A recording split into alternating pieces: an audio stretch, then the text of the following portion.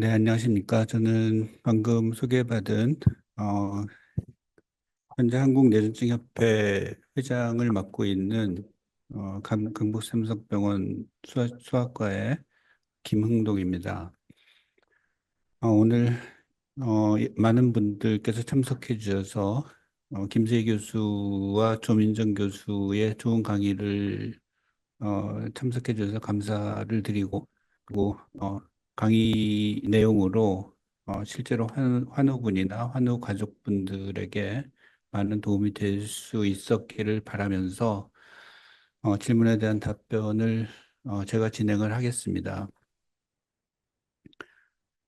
첫 번째 김영진 씨께서 보내주신 이제 뇌전증이 완치가 가능한가라는 질문이신데, 뇌전증은 병 자체가 간헐적으로 이제 본인이 원치 않는 본인의 의지와 전혀 관계없이 발작이 반복적으로 발생하는 이제 그런 병이죠.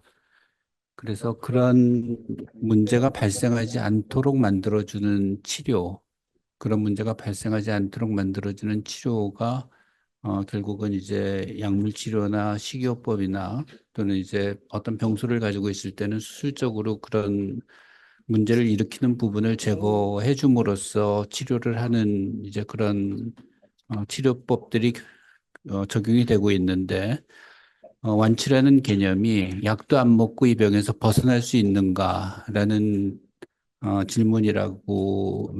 질문이라고 생각한다 그러면 완치가 되는 경우가 그렇게 많지는 않습니다. 그렇지만 이제 뇌는 결국 이제 뇌의 질환 때문에 이 병이 발생을 하는 거기 때문에 뇌의 병적인 문제가 해결이 되면 병적인 문제에서 벗어나게 되면 완치가 될 수가 있는데 뇌가 그렇게 잘 변하는 기관이 아니기 때문에 경련을 쉽게 할 수 있는 그런 성향을 갖고 있는 뇌가 경련을 안 하는 뇌로 변해가는 게 그렇게 쉽지만은 않습니다.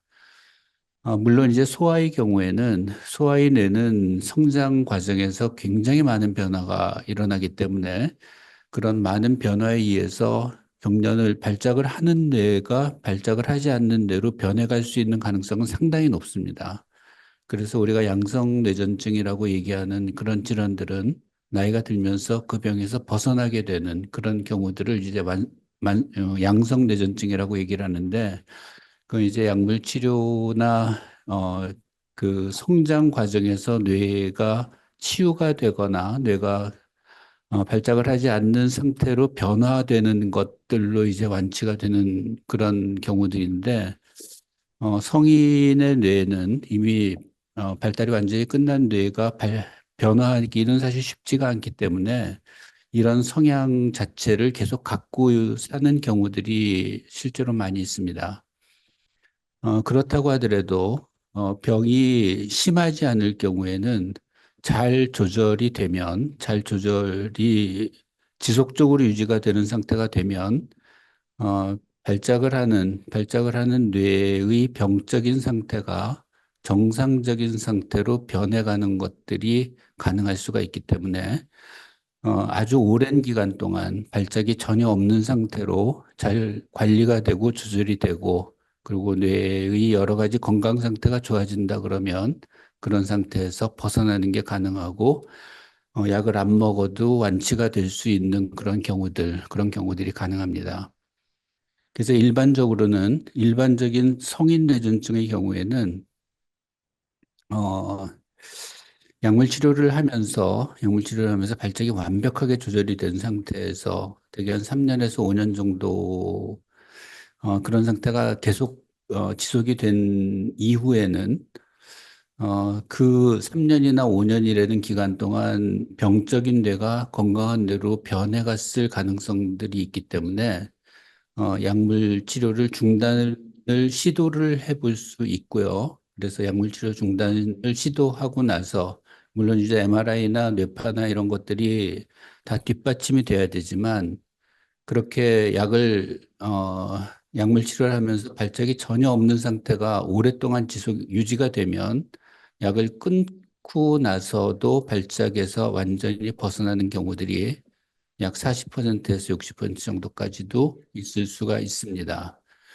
그래서 그 뇌졸중을 앓고 있는 시간 동안, 그 기간 동안에는 어쨌든 약물 치료나 모든 다른 치료를 통해서 발작을 안 하는 상태로 유지하는 게 굉장히 중요하고요.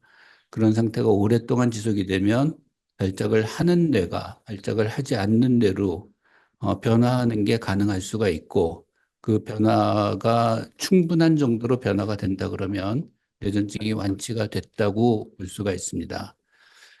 그래서 뇌전증을 갖고 있는 환자들의 경우에는 일단 병의 종류도 다르고 병의 그 중증도나 완치가 될 수 있는 병도 있고 전혀 안 될 수밖에 없는 그런 경우도 있고 그렇기 때문에 개인적인 차이가 워낙 많기 때문에 어, 뭐 뇌전증 자체가 그냥 일반적으로 완치가 가능하냐라는 질문에 대해서 적절한 답변을 해드릴 수는 없고 어떤 환자인지 어떤 문제를 갖고 있는 환자인지를 우리가 알게 되면 그 환자의 경우에는 완치가 가능하다 또는 어떤 환자의 경우에는 이건 도저히 평생 완치가 불가능하다. 이제 그런 예측을 하는 게 가능할 수가 있고요. 또 하나는 만약 병소가 있고 그 병소가 어, 평생 발작으로부터 자유로워지지 못하는 그런 병소를 MRI나 뭐 여러 가지 검사를 통해서 그런 병소가 확인이 된다 그러면 수술 치료라든지 그런 비약물 치료를 통해서도 완치를 시킬 수 있는 가능성은 있습니다. 그래서 이건 개별적인 환자의 상황에 따라서 많은 차이가 있기 때문에 어, 본인의 그 질환에 대해서 정확하게 알고 있는 담당 선생님하고 이런 문제에 대해서 같이 깊숙하게 상의를 해보시는 게 필요할 것 같습니다.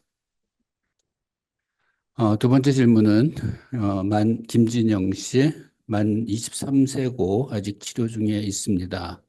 아직까지 유전자 검사는 해보지 않았는데 지금이라도 검사해보는 게 도움이 될지에 대한 질문이신데, 어, 소아의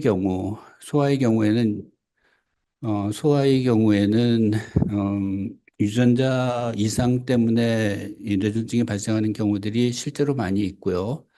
그리고 음, 검사를 하지 않더라도 병의 원인이 뚜렷하게 확인이 되는 경우라면 유전자 검사가 필요하지는 않습니다.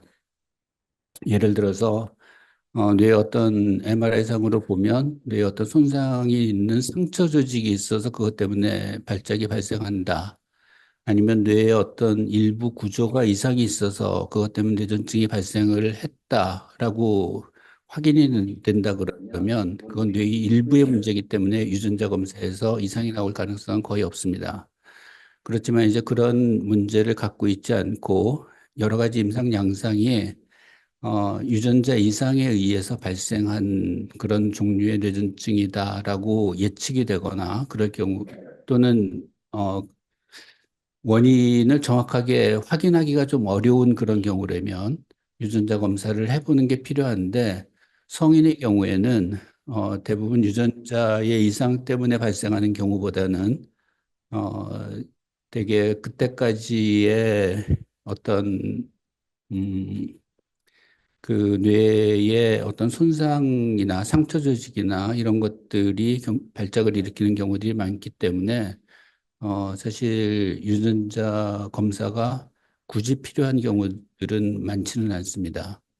물론 이제 성인이라 그래도 아주 어렸을 때 시작한 경우라든지 계속 지속적으로 문제가 있는 경우라면 그러니까 발작이 조절이 잘 안 되는 경우라든지 그럴 경우라면 어, 유전자 검사가 필요할 수도 있습니다. 그렇지만 이제 그런 여러 가지 경우의 수들이 많기 때문에 그런 문제들은 역시 본인의 질환에 대해서 정확히 알고 있는 담당 그 선생님들과 직접 상의해서 결정을 해보시는 게 좋을 것 같습니다.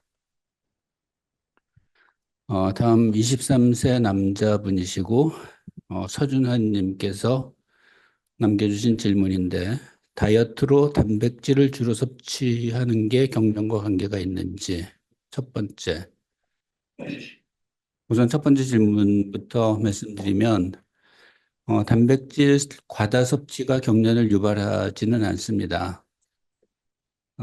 식이치료, 그러니까 식이치료가 발작을 완화시킬 수 있는 식이치료라고 우리가 확실히 알고 있는 식이치료는 케톤 생성 식이요법이거나 아니면 그 변형된 애킨스 식이요법이거나 아니면 저당화 지수 식이라고 하는 주로 당뇨 환자들이 가지고 당뇨 환자들의 식사 방법으로 알려져 있는 어, 당화 지수가 낮은 탄수화물까지만 섭취를 하는 그런 그 세 가지 정도의 식이요법은 발작을 완화시키는데 도움을 주는 걸로 확실히 확인이 되어 있지만 기타의 다른 식이요법이 발작을 완화시키거나 또는 발작을 악화시키거나 그런 쪽에 연관이 있다라는 그런 과학적인 근거는 아직은 없습니다. 그래서 다이어트로 단백질을 주로 섭취하는 것 때문에 발작이 더 악화되거나 또는 완화되거나 그러는 일은 그런 관계가 있다고 말씀드리기는 어려울 것 같습니다. 두 번째 질문은 현란한 빛과 반복되는 이미지가 경련에 영향을 미친다고 하는데 컴게임을 할 경우 시간을 얼마 정도 지켜야 하는지에 대한 질문이신데, 어, 대개 이거는 광과민성 발작이라는 이제 특별한 뇌전증의 한 종류, 형태인데, 광과민성 발작이라고 하는 거는 이제 번쩍번쩍하는 불빛, 그러니까 대표적으로 우리가 일상에서 경험하는 것은 어, 그 클럽 같은 데 가면 사이키델릭 조명 같은 것들을 그런 조명 같이 번쩍번쩍 이렇게 반짝이는 동일한 주파수로 빛이 반복적으로 번쩍거릴 때 그런 것들이 발작을 유발하는 경우들이 있는데 일반적인 뇌전증에 대한 경우는 어, 거의 없고 일부의 뇌전증, 그러니까 청소년 근간대 뇌전증이라거나 또는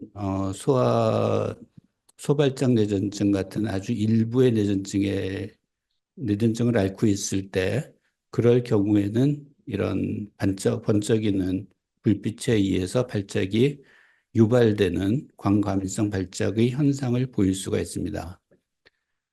이런 문제를 있는지 갖고 있지 않는지는 우리가 일반 뇌파 검사를 할 때 광과민 발작을 유발하기 위한 번쩍번쩍거리는 불빛에 노출을 시키면서 뇌파를 찍는 그런 방법을 사용을 하고 있고, 그런 뇌파에서 비정상적인 발작파가 발생을 한다고 하면, 그럴 경우에는 그런 번쩍이는 불빛에 의해서 발작이 유발되는 광과민성 뇌전증일 가능성이 있겠다라고 생각할 수가 있는데, 그렇게 진단을 하는데, 어, 실제 그런 경우 일반적인 뇌전증이 이 번쩍이는 불빛에 의해서 일반적으로 유발이 되는 경우는 상당히 많지가 않습니다. 많지 않고 또 컴퓨터 게임이나 이런 것들에서도 그런 번쩍이는 불빛 같은 것들에 노출이 되는 경우들이 있는데 예를 들어서 뭐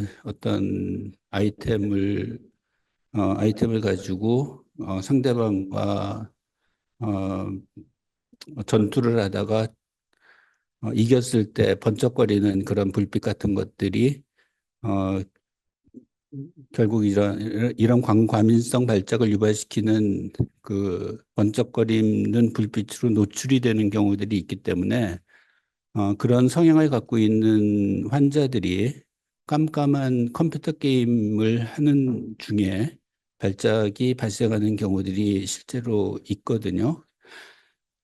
근데 그런 경우는 그렇게 많지가 않고 또 일반적인 뇌전증의 경우에는 컴게임을 한다고 하더라도 그런 거에 의해서 발작이 유발이 되지는 않습니다. 그렇지만 이제 컴퓨터 게임이라는 게 굉장히 집중을 이제 요구를 하기 때문에 컴퓨터 게임을 굉장히 오랫동안 할 경우에는 대뇌의 피로도가 증가를 하는 거죠. 우리가 뇌졸중 환자가 매일 발작을 하는 게 아니라 뇌의 피로도가 많이 증가할 경우에 발작에 쉽게 노출이 되는 경우들이 많이 있거든요. 그래서 컴퓨터 게임을 오래 할 경우에는 결국 뇌의 피로도가 증가해서 발작이 유발이 되는 거지. 컴퓨터 게임 자체에 의해서 발작이 유발이 되는 거라고 볼 수는 없겠죠. 그래서 컴퓨터 게임을 포함해서 다른 모든 경우에 뇌를 혹사하는 그런 상태가 오랫동안 지속이 될 경우에는 결국 발작이 쉽게 발생하는 그런 상황에 처해질 수가 있으니까 그런 것들을 좀 잘 관리하시는 게 상당히 도움이 많이 된다라는 거를 이제 말씀을 드리는 거고 그렇게 규칙적으로 생활하고 그런 뇌를 혹사시키지 않는 상태로 유지하고 또 뇌의 건강 상태를 최대한도로 유지하기 위해서 수면 관리를 잘 하고 규칙적으로 생활하고 이런 상태를 오랫동안 잘 지키면 발작이 발생하는 빈도를 현저하게 낮출 수가 있게 됩니다. 그래서 그런 일상생활을 관리를 하는 것 역시 약물 치료를 한다거나 뭐 다른 식이요법을 한다거나 그런 유지하는 것만큼이나 굉장히 중요한 의미를 가지고 있으니까 그런 일상생활 관리에 대해서도 항상 어, 그 관심을 갖고 잘 지켜주셔야 하는 것이 스스로의 뇌 건강을 지키는데 굉장히 중요한 부분이라고 말씀드릴 수가 있습니다. 다음은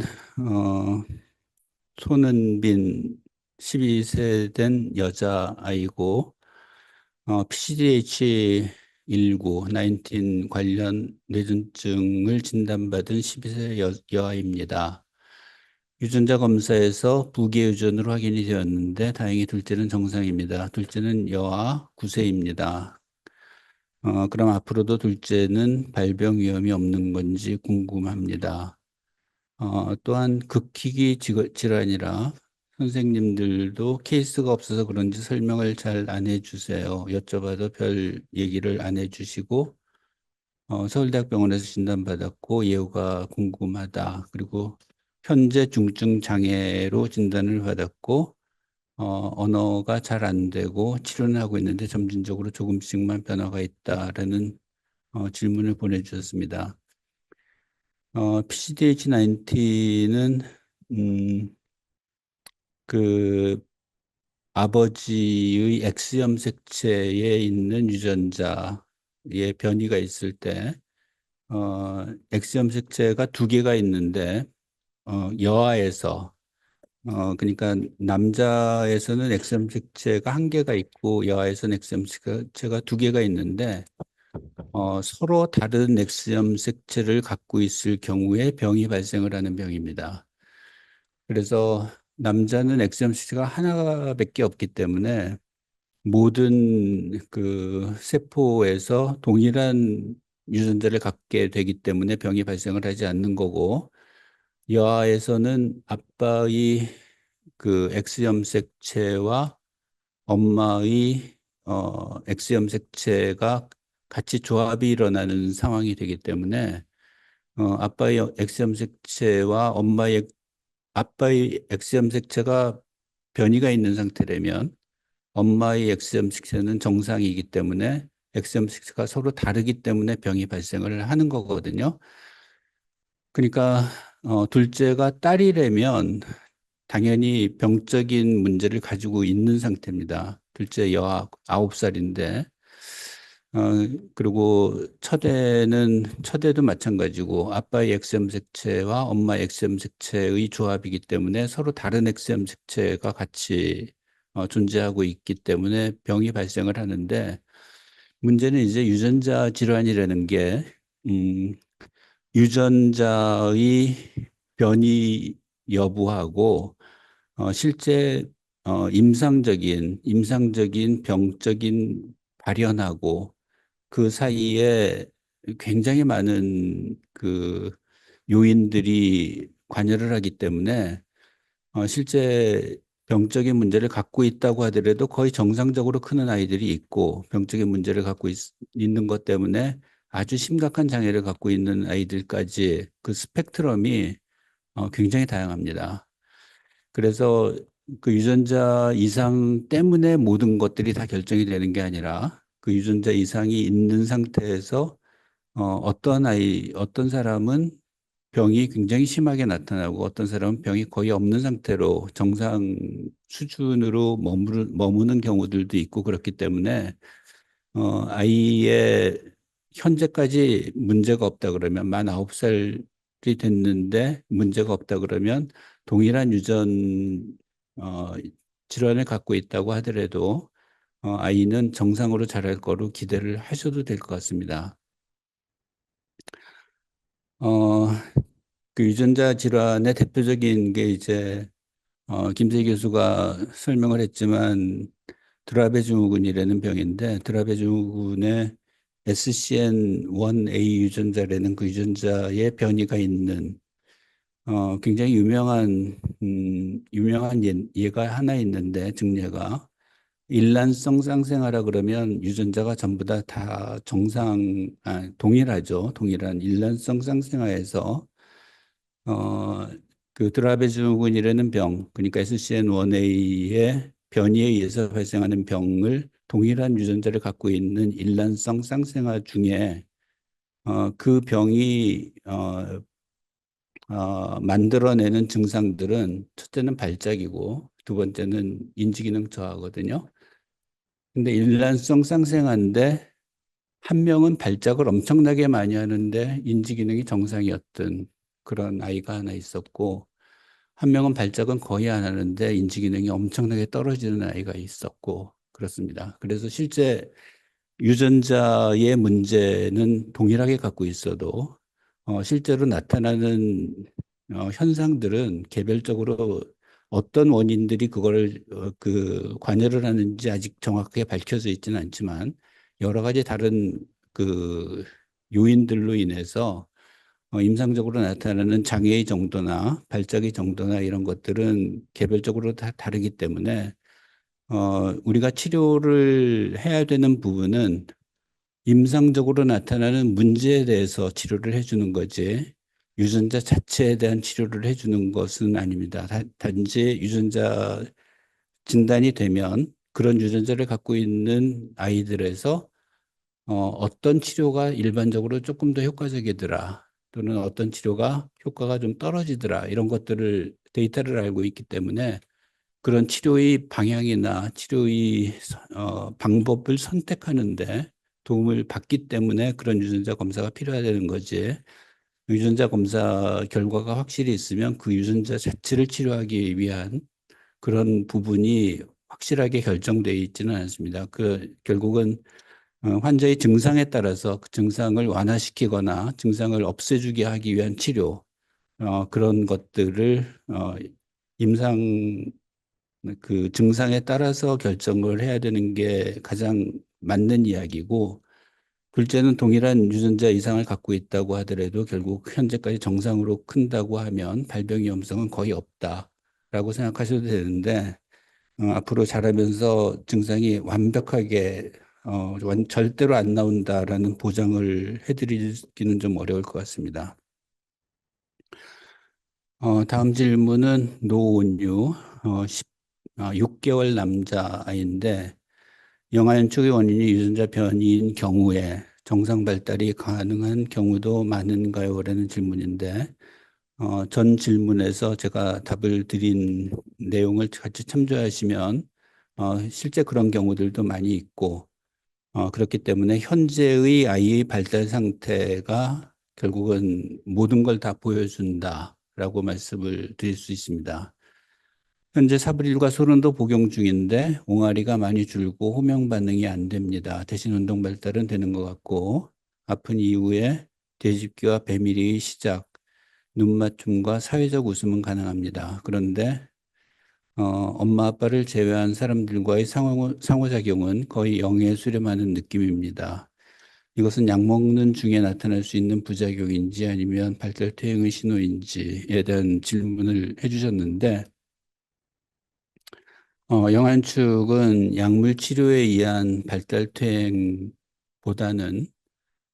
연축이 조절이 되지 않는 것 때문에 발생하는 발달 퇴행이 훨씬 더 영향을 많이 주는 걸로 되어 있습니다.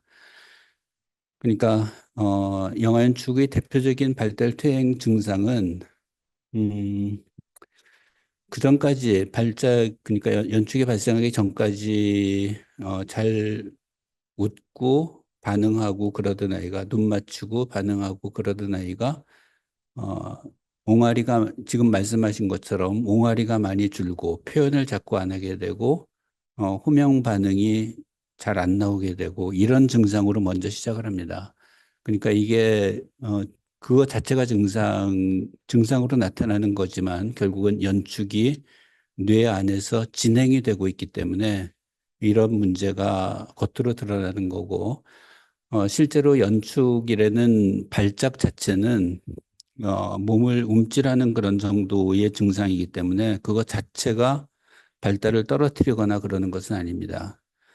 단지 이제 그런 발작을 일으키는 그, 어, 뇌의 상태, 뇌의 병적인 상태, 그 뇌의 병적인 상태가 겉으로 드러나는 것은 뇌파 검사 한 가지라고 생각하면 되는데 그런 병적인 상태가 있을 때, 지속이 될 때 뇌파는 굉장히 안 좋습니다. 그러니까 연축성 뇌파가 발생을 하는데 연축성 뇌파가 발생을 하면 아이들의 인지 기능이나 이런 것들은 현저하게 떨어지기 시작을 합니다. 그래서 현재 옹알이가 많이 줄고 호명 반응이 안 되고 있는 상태라 그러면 아직 연축 뇌파에서 자유롭지 못한 상태라고 제가 예측을 하는 게 가능할 것 같고요. 그럼 연축 뇌파를 억제하기 위해서 좀 더 강력한 또는 좀 다른 치료가 추가적으로 해야 될 필요가 있을 수도 있습니다. 그렇지만 이제 그것은 뇌파상으로 연축 뇌파가 아직까지 남아있는 상황인지 그런 것들을 우선 확인을 하고 그게 확인이 된다 그러면 지금 현재 하고 있는 치료만으로 충분하지 않다라는 그 상태로 평가를 하고 현재 하는 치료 이상의 다른 치료를 추가적으로 하거나 치료를 조정을 하거나 그런 게 필요할 수도 있을 것 같습니다. 그래서 담당 선생님하고 그 뇌파 상태나 이런 것들에 대해서 잘 상의하시고 거기에 맞는 치료를 추가적으로 하거나 다른 치료를 선택하거나 그런 것들에 대해서 상의해야 될 수 있을 것 같습니다. 혹시 저는 성인 난치성 뇌전증인데 보호자가 저희 발작이 경직되었다가 몸부림친다고 하는데 이 몸부림이 강도가 다르고 다칠 위험도 다른데 다리에서 쥐가 날 때나 오른쪽 왼쪽 몸의 느낌이 다를 때 몸부림이 심한 그래서 겨울철 오른쪽 왼쪽 사지의 온도 차이가 심하게 느껴지면 발작이 심하면서 반복도 심하고 이런 몸의 느낌이 있을 때 할 수 있는 재활 치료가 뭐가 있나요? 라는 질문이신데 일단 발작의 강도가 어,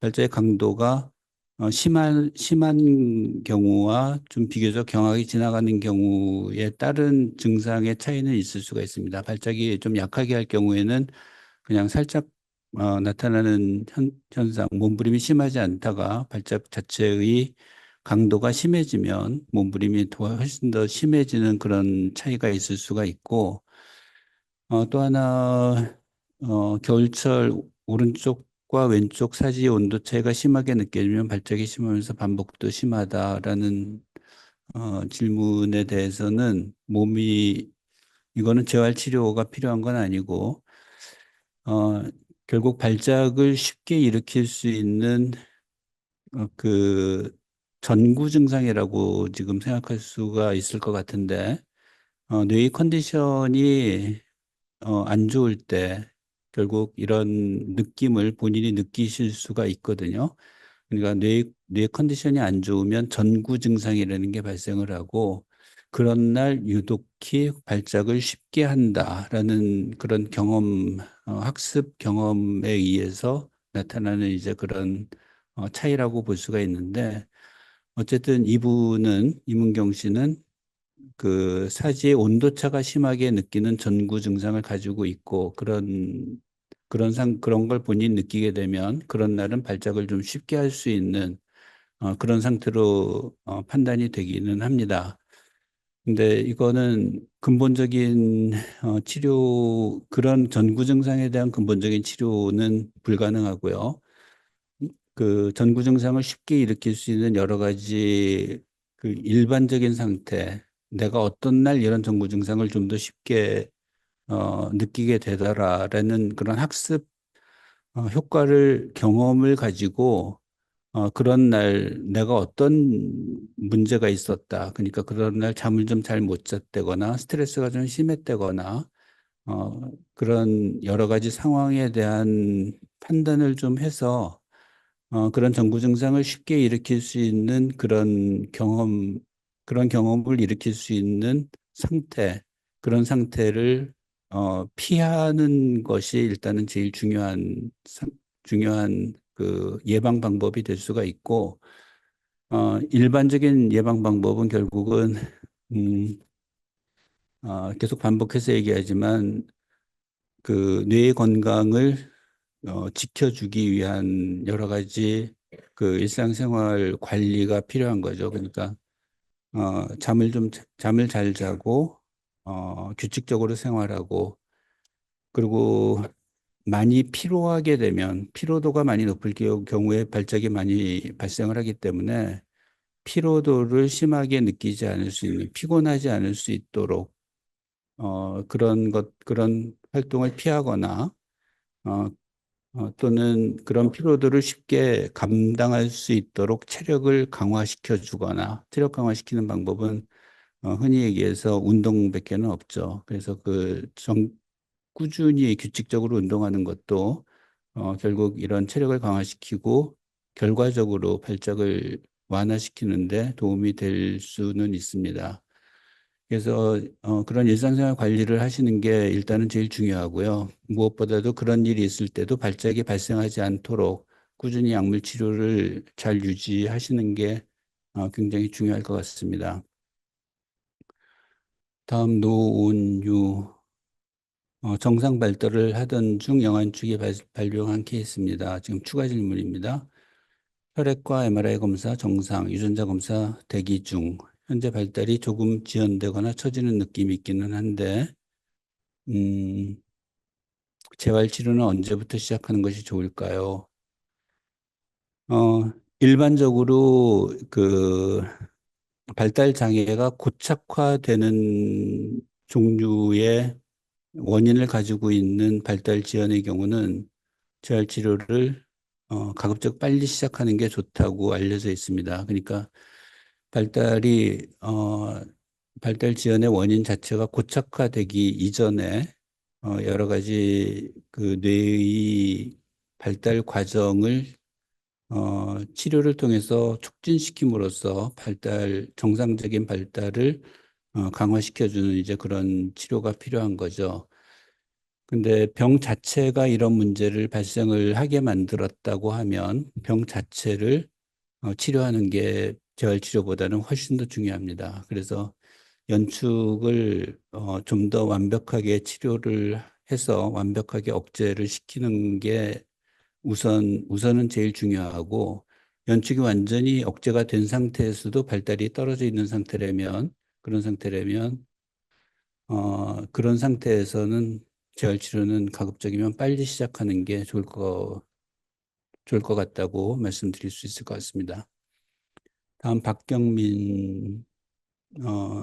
박경인 씨 질문인데, 저희 아이는 만 6세 여아입니다. PCDH19 유전자 이상이고, 이 증상으로 뇌전증, 발달지연, 지적장애, 행동장애, 자폐적 행동, 근긴장 자증이 있다고 알고 있는데 저희 아이의 경우 위 증상이 다 있는 듯 합니다. 격려는 약 복용 중이지만 소견기가 계속 지속되고 있는 상태고 현재 격려로 인한 일상생활이 안 되는 건 아니라서인지 발달이 더 걱정인 상태입니다. PCDH19에 대한 정보를 더 알고 싶습니다. 어, 이 경우도 아까 말씀드린 대로 증상에 대한 어, 그 치료가 우선이고요.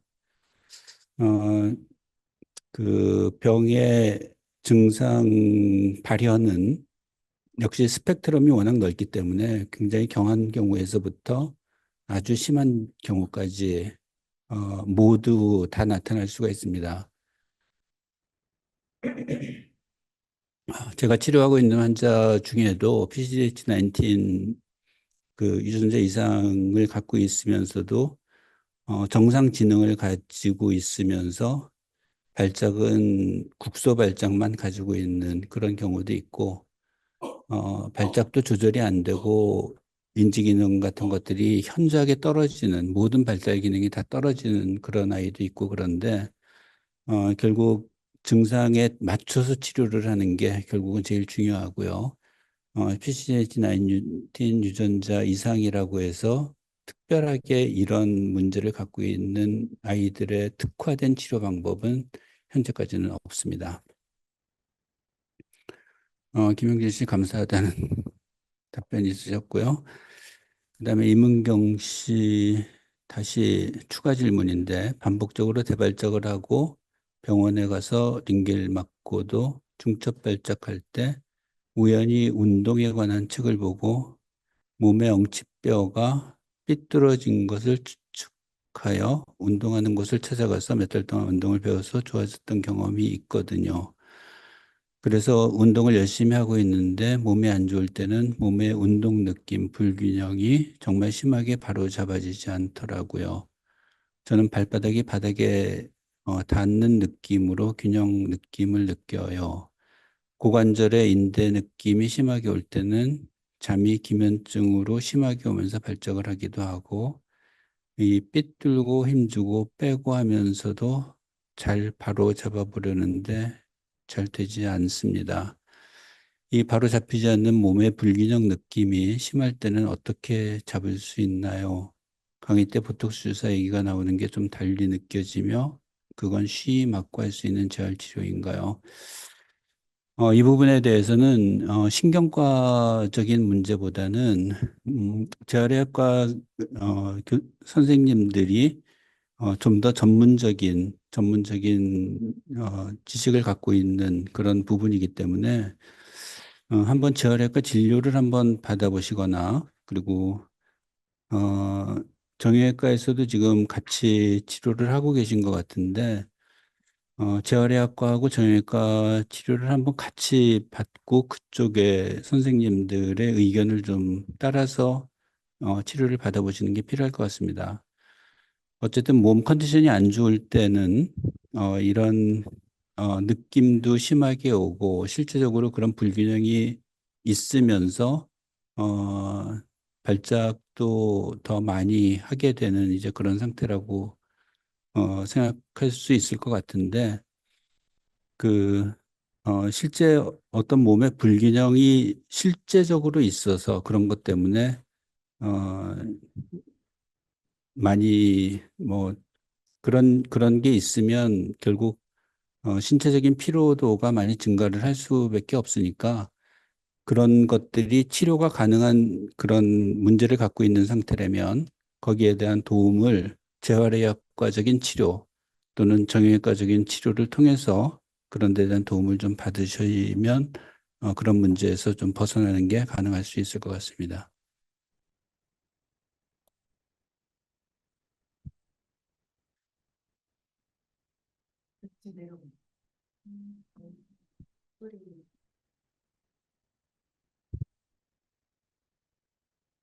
그 다음은 안설이 9개월 된 여자고 영화 연축이 오기 전에 1시간 만에 졸려하는 증상이 있는데 혹시 그게 전조 증상일 수 있나요? 라는 질문입니다. 어, 연축이 오기 전에 졸려하는 증상이 있는 거, 그거 뭐 그럴 수도 있는데 되게 연축이 나타나는 시기는 아이가 좀 졸려할 때 주로 발생을 하기 때문에 잠들기 전이나 또는 잠에서 깬 후에 연축이 발생하는 경우가 거의 대부분입니다. 그래서 졸려하는 증상이 전조 증상이라기보다는 졸려할 때 이 연축이라는 증상이 발생한다라고 해석을 하시는 게 더 맞을 것 같고요. 그러니까 졸려하는 거를 안 졸리게 이렇게 깨우거나 그런 걸로 이 발작이 조절이 되는 건 아니거든요. 그러니까 졸려할 때 증상이 발생을 하니까 그 증상 자체를 없앨 수 있는 치료를 하는데 좀 더 집중을 하시는 게 좋을 것 같고요. 졸려하는 증상 자체에 대한 그런 데 대한 치료나 그런 거에 대한 어, 조정은 연축 자체를 치료하는 데는 전혀 도움이 안 될 것 같습니다. 노원유 한 가지만 더 여쭤본다고 말씀하셨는데 연축 증상은 잡힌 상태이나 뇌파가 호전이 안 된 상태라 발달 퇴행이 진행 중이라면 뇌파가 호전된 후에는 적극적인 재활 등을 통해 발달을 정상화이만큼 끌어올릴 수 있을까요? 그거는 역시 해봐야지 알죠. 아이들의 발달이 실제로 좀 많이 떨어지는 아이들이라고 해도 생후 3개월, 4개월 정도까지는 발달이 완전히 정상인 경우들이 많이 있고, 심지어는 돌 때까지도 발달이 정상이다가, 연축이 없는 아이들 중에도 그 이후에 발달이 점차로 그 퇴행하는 경우들이 있거든요. 그래서 지금 현재 발달이 좀 떨어지는 게, 연축에 의해서 떨어지는 건지 아니면 연축을 일으킨 아이의 병 상태에 의해서 발달이 떨어지는 건지는, 어, 아이 상태를 좀 봐야 될 것 같고요. 그리고 연축 증상이 잡혔다고 해도 어, 연축 뇌파가 아직 완벽하게 억제가 되지 않은 상태라면 병은 겉으로 드러나지 않는 상태로 지속이 되고 있는 경우가 있어서 그 자체가 발달의 퇴행을 일으킬 수는 있습니다. 그렇지만 연축이 있을 때 정도로 아주 강력하지는 않기 때문에 발달퇴행이 연축이 있을 때보다는 훨씬 더 개선이 될 수는 있거든요. 그래서 어, 현재의 상태를 평가하기 위한 유일한 방법은 뇌파 검사예요. 그래서 뇌파 검사가 실제로 좋아졌는지 진짜 완벽하게 억제가 돼 있는 상태인지 아닌지 그런 상태인지를 확인해서 거기에 맞춰서 치료하는 게 필요하고요. 어, 20, 연축이 완벽하게 억제가 되지 않는 상태라고 하더라도 24시간 뇌파를 찍어보면 24시간 중에 1시간 정도 연축 뇌파가 나오는 경우들이 있거든요. 그 1시간 정도 연축 뇌파가 나오는 것 자체도 아이는 이 연축에서 완벽하게 자유로운 상태라고 얘기할 수는 없습니다. 그래서 뇌파 검사를 어, 아이의 상태를 정확하게 평가하기 위해서 적절하게 검사를 하고 거기에 맞춰서 치료를 하는 게 필요할 수 있을 것 같고요. 그게 완벽하게 억제가 돼 있는 상태라 그러면 적극적으로 재활 치료를 해서 발달을 최대한도로 할 수 있는 데까지 만들어 끌어올리도록 그렇게 도와주는 게 필요할 것 같습니다. 다음 질문은 뇌전증 치료 시 체중 관리도 중요할까요? 아이가 체중이 많이 나가서 걱정해서 문의드립니다. 체중 관리는 어, 결국 이제 비만의 경우인데 비만이나 과체중의 경우는 뇌전증 자체에 대한 영향보다는 아이의 전반적인 그 건강 상태에 미치는 영향이 더 많기 때문에 체중이 많이 나가는 게 아이의 신체 건강에 도움이 되지 않는다라고 말씀드릴 수 있고요. 아이가 신체 건강이 좋아져야지 뇌 건강도 당연히 좋아지는 거니까 체중이 많이 나가는 게 아이의 뇌 건강에 그렇게 도움이 되진 않습니다. 분명히. 그래서 체중 관리를 하기 위한 여러 가지 요즘은 이제 그런 것들도 좀 적극적으로 관리를 해줘야지 될 것 같고, 체중 많이 나가는 거를 최대한도로 일단 체중을 많이 나가게 만드는 건 탄수화물이 주범이니까 탄수화물을 가급적이면 좀 적게 먹이고 신체 활동을 늘리고 그런 여러 가지 그 생활 습관들 좀 조절해서 체중이 많이 나가지 않도록 최대한도로 좀 음, 같이 관리를 하시는 게 필요할 것 같습니다. 안설희님 다시 정정해서 질문하시는 게 연축이 발생하기 한 달 전쯤 잠에서 일어난 지 한 시간밖에 안 되었는데 졸려하고 또 졸려하고 그런 증상이 있었는데 그게 전조 증상이었을까 하는 궁금증이 있어서 질문드립니다. 어, 발병하기 전 한 달 전쯤부터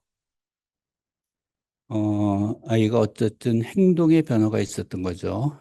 매일 일상 행동의 변화가 있었던 상태인데 그때부터 병이 시작이 됐을 가능성은 있고요.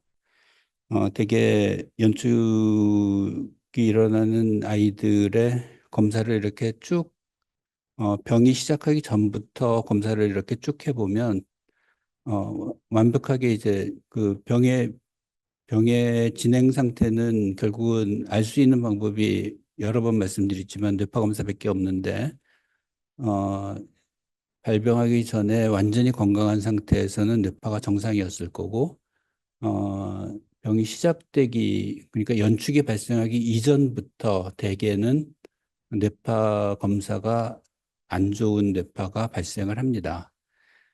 그리고 이제 그 안 좋은 뇌파가 발생을 하다가 시간이 지나면서 더 강력해지면 그때 연축이 발생을 하게 되거든요.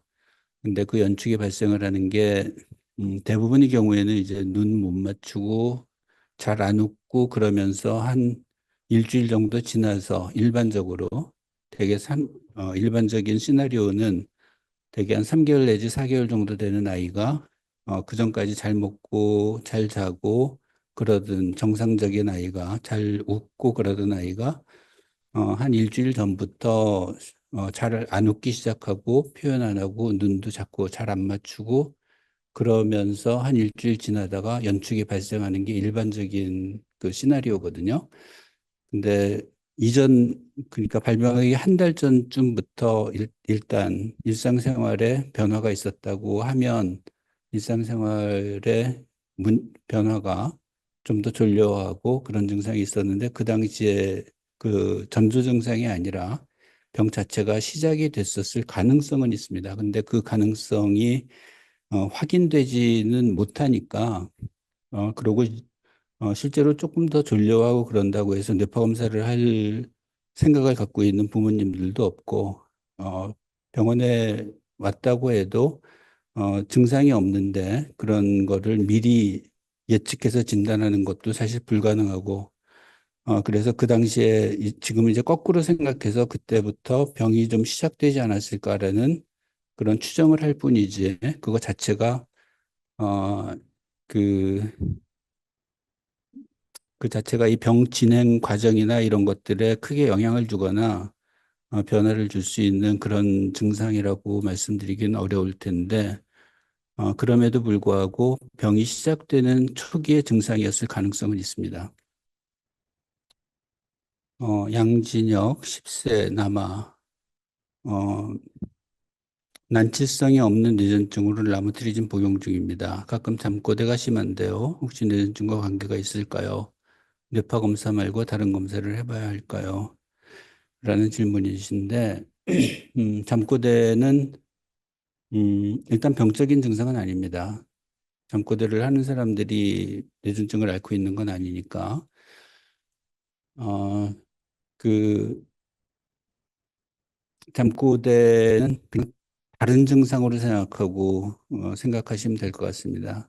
다른 증상이고, 그, 발, 결국 라모트리즘 복용을 하고 있고 그런 치료를 하는 거는 일단은 발작을 안 하게 만드는 치료고 그 약물 치료가 잠꼬대를 심하게 만들거나 그러지는 않습니다. 그래서 잠꼬대는 수면 장애 증상이고 수면 장애를 그 뇌전증과 같이 갖고 있는 상태다라고 생각하고 따로 관리를 하거나 뭐 잠꼬대를 하는 것 때문에 특별한 치료가 필요하지는 않으니까 그런 데 대해서는 그냥 크게 연관을 짓지는 않으셔도 될 것 같습니다. PCDH19 여아 자매가 정상 발달이면 유전자 검사를 따로 할 필요는 없는 걸 거예요. 검사는 해보시는 게 필요하겠죠. 그리고 미리 알고 지내는 거하고 그렇지 않은 거하고는 차이가 있으니까 검사는 이런 경우라면 꼭 하셔야 됩니다. 하시고 문제가 있는지 없는지 유전자적으로 문제가 있는지 없는지를 확인하는 건 필요할 것 같습니다. 질병발작 단백질에 대한 질문. 부분 발작만 지치다 지속하며 지치다가 이게 대발작할 에너지가 없어서 그런가 하는 생각에 운동 전에는 대발작을 하고 심하게 지치는 몸살을 앓았어요. 에너지 보충해 달라고 했는데 에너지 보충하라고 야단을 쳤어요. 그래서 그날 보통 때와 달리 통닭으로 저녁밥을 먹었는데 그날 밤에 대발작은 하지 않았는데 보통 대발작을 하면 오지 않던 불면 증상이 오던데 몸의 상태가 좋아지더라고요. 이 문제는 글쎄요, 본인한테 굉장히 절실한 질문인 것 같은데, 어, 우리가 식이요법을 할 때, 식이요법이 발작을 치료하는 식이요법을 할 때, 그 식이요법의 핵심은 탄수화물을 제한하고 전체적인 칼로리를 제한하는 게 핵심이거든요. 그래서 탄수화물을 제한하고 진짜 통닭만으로 밥을 먹었다, 식사를 했다 그러면 탄수화물을 일단 안 먹었던 상태니까 탄수화물을 안 먹고 어, 전체적인 열량도 그렇게 많지 않았을 거고 그런 것들이 발작에 도움이 된다 그러면 식이요법을 한번 시도해 보실 수 있습니다. 이런 분들은 그런 경험이 실제적으로는 식이요법을 하는 걸로 도움을 받는 경우들이 있을 수가 있거든요. 그래서 식이요법은 그 저당화 일상생활에서 성인들의 경우에서는 케톤식이나 이런 것들은 사실상 좀 어렵고 유지도 잘 안 되고 그 당뇨 환자들이 하고 있는 식사 방법, 저당화질 시기 같은 것들을 좀 배워서 최근 들어서 이제 저탄고지라는 그런 식사 방법이 일반인들한테도 많이 유행을 하고 있는데 그런 것들이 그 뇌전증 발작을 어, 줄여주는데도 도움을 줄 수 있을 거라고 생각은 듭니다. 그래서 탄수화물 제한하고 식사 전체적인 열량을 제한하는 그런 보편적인 방법이 당뇨 환자들의 식사 방법인 저당화 지수 식이요법인데 그런 거를 한번 추가적으로 건강에 도움이 되는 그런 식이 치료기 때문에 한번 시도해 보실 필요는 있을 것 같습니다. 근데 정기적으로 그거는 그 식이요법을 하면서도 영양 상태라든지 다른 부작용이나 이런 것들이 없는지에 대해서 정기적으로 검사하면서 건강하게 식이요법을 유지를 하시는 게 필요할 것 같습니다. 예, 안녕하세요, 교수님. 저희 아이는 생후 2개월 된 여아인데요. 아이의 현재 상태는 수유 곤란과 지속되는 발열, 그리고 체내 염증 수치가 잡히지 않아서 발열 행동과 뇌파에서 경련이 감지되어 뇌전증 진단을 받았습니다. 이후 경련제로 트리랩탈을 투여 중이며 이어서 저희 부모와 아이 유전자 검사에서 먼저 아이에게서만 GAB-RG2 변이가 확인되었습니다. 부모 쪽의 결과는 기다리는 중이고요. 여기서 세 가지 질문을 드리고 싶습니다. 첫째, GAB-RG2 변이가 확인된 상황에서도 기존 트리랩탈 약물의 투여가 나은 방향인지, 둘째, 아이의 현재 상태는 해당 변이의 환자들 중에 상당히 안 좋은 예후에 해당되는지, 셋째, 케토니아 분유가 있다는 걸 알게 되었습니다. 그걸 지금 수유를 할 때 도움이 되는지를 알고 싶습니다. 유전자에 대해서는 김재 교수가 좀. 네. 어, 이게 GABRG2 유전자 이상이 이제 사실은 이제 종종 나오는 그런 유전자거든요. 네, 그래서 근데 애들마다 조금 유전자 임상형이 좀 다양하긴 해요. 그래서 근데 좀 지금 2개월이면은 벌써 뭔가 증상이 있으면 조금 어, 좀 이르게 발생을 해서 조금 잘 봐야 될 것 같긴 하고요. 음, 환자의 경련이나 임상 증상이 같은 형제에서도 약간 다르게 나타나는 경우들이 사실 있거든요. 그래서 지금 상태에서는 경련 조절하고 뇌파 조절하고 그래서 약간 그런 서포트 케어 잘 해주면서 아기가 나이가 조금 들게 조금 더 튼튼하게 먹을 수 있는 게 중요할 것 같고요. 케토니아는 이제 케톤 생성 식이요법을 효율적으로 쉽게 할 수 있게 하는 그런 분유이기 때문에 케톤 생성 식이요법을 하는 거는 경련에 효과가 있을 수 있습니다. 그래서 효과가 꽤 좋을 수 있기 때문에 시도를 해보는 거는 방법일 것 같아요. 제가 조금 가운데 놓쳤을 수 있는데 혹시 더 궁금하신 부분들이 있을까요? 예, 뇌비아지 투변에서 가장 안 좋은 예로는 드라베 증후군으로 연결이 되더라고요. 근데 아, 드라베 증후군에서 또 가장 많이 발생되는 변이가 뭐 SC1 이렇게 시작되는 건데 교수님께서 동영상 올려주신 것 중에 하나는 뭐 소디움 채널을 네, 차단하는 뭐 이런 네, 약물 중에 금기시되는 피드타르타 물론 변이는 다르지만 GLP2 그 변이에서는 또 조금 추구되는 약물이 따로 있는지가 궁금해요. 네. 음. 그, 음, 임상 양상은 드라베쭝 같이 보여도 그 유전자가 소디움 채널 쪽 그 돌연변이가 아니라면 굳이 트랩탈이 뭐 금기라고 생각하실 필요는 없을 것 같습니다. 그 GABRG2 유전자 같은 경우는 저희가 특별하게 어떤 약물에 막 절대 금기다 혹은 너무 효과적이다라고 알려져 있진 않아요. 다만 통상적으로 저희가 쓰는 그런 뭐 벤조다이아제핀 계열이라든지 아니면 이런 그 넓게 쓰는 약물들이 있거든요. 그런 약물들이 다 반응을 치료 효과를 좀 가져올 수는 있고 케톤 생성 식이요법도 효율적인 그런 치료 방법이기 때문에 써볼 수 있을 것 같아요. 그래서 지금은 텔렙탈로 만약에 조절이 잘 안 된다면 다른 약물들로 조금 더 써보는 것도 방법일 것 같고요.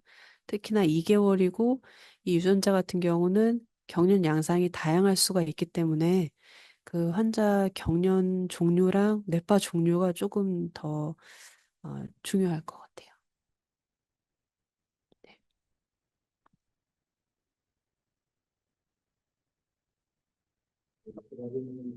병을 일으키는 유전자 이상이 어, 여러 형태, 여러 유전자들이 임상적으로는 드라베 증후군을 일으키거든요. 근데 이제 대표적인 게 SCN1A 유전자 변이고, SCN1A 유전자 변이는 김세 교수가 강의한 대로 그 소듐 채널 차단제 이런 것들이 어, 금기로 일단은 알려져 있는 상태인데 다른 유전자 이상일 경우에는 소듐 채널 차단제가 금기가 아닙니다. 그건 확실히.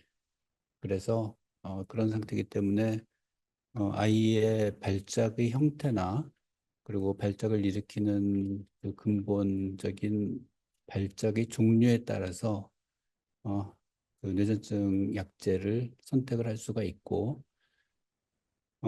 지금 2개월이면 아직 성장해야 되는 게 굉장히 중요한 시기이기 때문에 지금 2개월이면 4kg, 5kg 정도밖에 안 될 텐데 앞으로 몇 개월 사이에 거의 10kg 정도로 이렇게 성장해 가는 굉장히 중요한 시기이기 때문에 영양 공급 역시 굉장히 중요하거든요. 근데 케톤식이나 이런 치료 방법은 영양 공급에 상당히 제한이 있을 수가 있어서 약물 치료로 조절이 된다 그러면 식이요법을 아직은 서둘러서 시작할 그런 상태는 아닙니다. 그래서 아직 약을 한 가지밖에 안 쓰고 있는 상황이라면 그 약으로 조절이 안 되면 한두 가지 정도의 약을 추가적으로 사용을 해본다든지 그런 치료 전략을 그렇게 만들어가는 게 더 도움이 될 것 같고 케토니아를 그냥 추가적으로 먹이는 것 자체만으로 발작이 조절이 된다라는 보장은 없습니다. 아직 과학적 근거도 없고 그래서 식이요법을 정확하게 한다 그러면 그거는 식이요법 자체가 효과적일 수 있는데 아이가 아직 어리기 때문에 성장에 부정적인 영향을 줄 수가 있기 때문에 우선은 약물 치료를 우선적으로 선택을 하고 약물 치료가 어, 도저히 안 되고 뇌파 결과나 이런 것들이 조절이 전혀 안 되는 상황이라면 그때 가서는 식이요법도 어, 뭐 늦지 않게 선택을 해야 될 수도 있을 것 같습니다. 그러니까 모든 그런 문제들이 다 개별적인 차이들이 엄청나기 때문에 단순히 그냥 어떤 종류의 경기를 한다 또는 어떤 유전자 이상이다 그런 것만 가지고 치료 방침이 확실히 이렇게 딱 규정되어 있거나 그렇게 되지는 않고 여러 상황에 맞춰서 거기에 맞는 개별적인 치료 전략을 만들어 나가는 게 필요하니까 그 담당 선생님하고 같이 상의하셔서 치료 결정을 하시면 될 것 같습니다.